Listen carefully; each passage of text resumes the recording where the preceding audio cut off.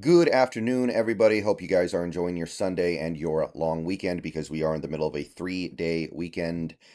I want to talk a little bit about the Seahawks salary cap space situation because it's not great, and I think the data that is being presented here is kind of a good explanation as to why this team is not making a buzzer-beating move before the season starts.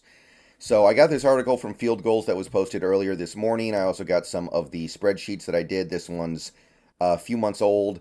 This one I did last week. So I'm just going to try to get to the bottom of this, get to the bottom of the cap space situation because this Field Goals article is headlined Seahawks suddenly tight on cap space as the season is set to start. And I know that there are some Seahawks fans out there wondering why we aren't making a last second buzzer beating move to bring in another player. This is probably part of the reason. So, just off the bump here, let me say real quick that I do think the Seahawks may do something after the first game. They probably feel like they can get through week one without having to really risk a loss, even if they don't have a full roster that they're comfortable with. So we must feel like we can beat the Rams without having everything that we want. And then after week one, you can sign a veteran player without that veteran player having his contract guaranteed for the whole season. So if you want to go get somebody like Matt Ioannidis or Chris Wormley, who's still floating around out there in free agency, you can. And if it doesn't work out, it's not going to cost you the full amount of their yearly contract. It would be more of a week-to-week thing. But either way, I just want to establish that as of right now, there's not really any money to go around. So if you're thinking about making some blockbuster trade for Chris Jones or DeForest Buckner, you are going to have to find a way to clear space because as of right now, there's no real space. This Field Goals article tries to figure out exactly what they're looking at here. And basically, the number that they came to was less than 2 million.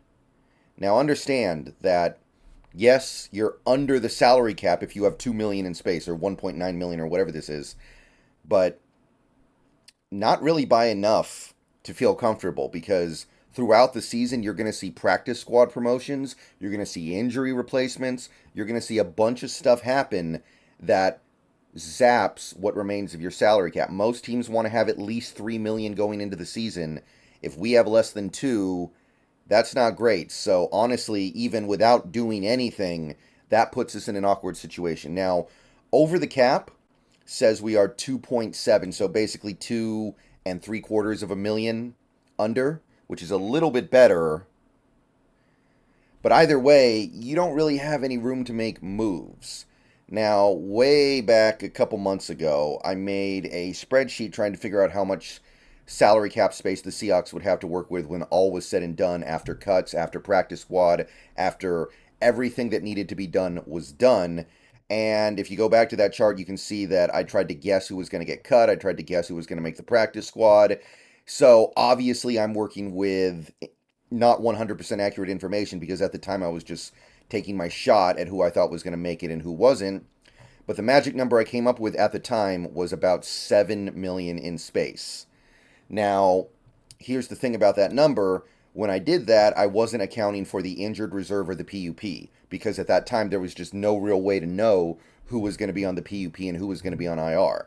Like, just as an example, Vi Jones, now on injured reserve. So he's getting paid still, but we have to pay his replacement because he's hurt. In this case, I guess you could say his replacement is Drake Thomas.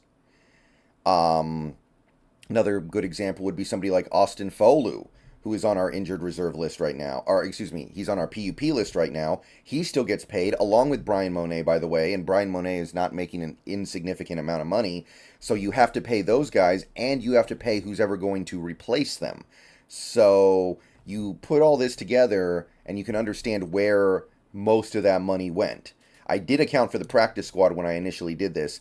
By the way, we are spending a little bit more than the minimum on the practice squad because we do have a couple of veterans on there in Artie Burns and I don't think Radigan applies as a veteran yet, but I believe we have one more expensive than the minimum player on the practice squad.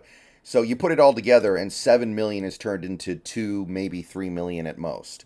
So that kind of explains where the cap space went. Also, I didn't get everything right on the actual depth chart. This is the actual depth chart that we have. There are some differences between my initial projection and where we landed. So each time something changes there, the money changes. Like bringing on a guy like Q Blue Kelly, who's on a drafted rookie contract, does change the math a little bit.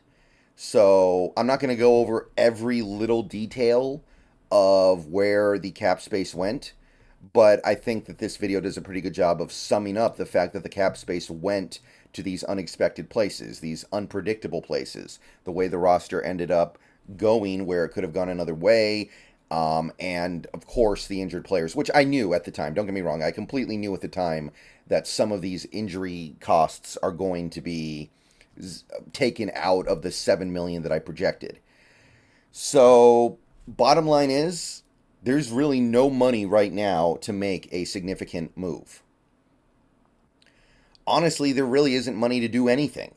Like you couldn't even really sign a guy for veteran minimum. If you do that, you're down to what, 1 to 2 million in space going into the season. That's not good. So, if you want to do something, first of all, I'll say this. If you want to do something, there are ways to make it happen.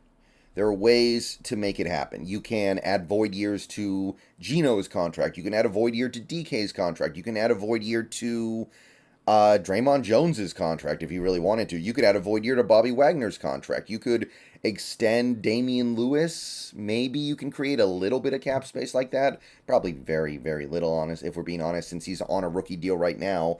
But there are things that you can do to create a little bit more cap space if the move presents itself and you really, really, really want to do it. You can do it, but it would all require you to extend yourself beyond this one season. It would all require you to acknowledge that we are going to take on more salary and more costs next year, the year after, and the year after that.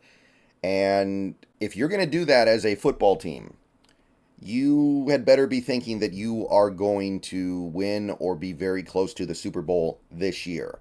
Otherwise, it's not really worth it, right? If you're not going to even make a deep run at things, then overextending yourself to put together a slightly better team is just kind of spinning your wheels, right?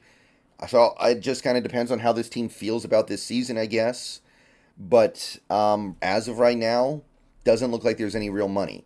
These PUP costs, these injured reserve costs, they've just kind of added up to the point where there's barely enough money to make it through the season right now.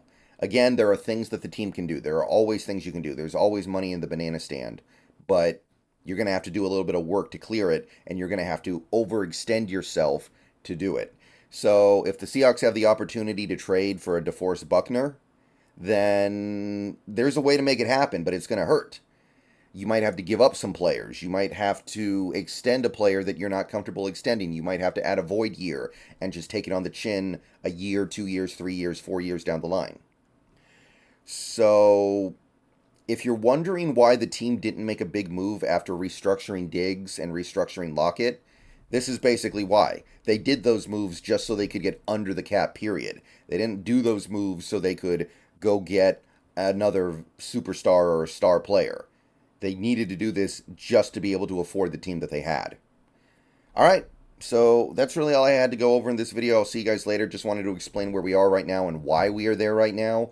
Yeah, there's not a lot of money as of this moment. If you really wanted to, you can find some more, but that would require extending yourself. All right, see you guys later. Go Hawks.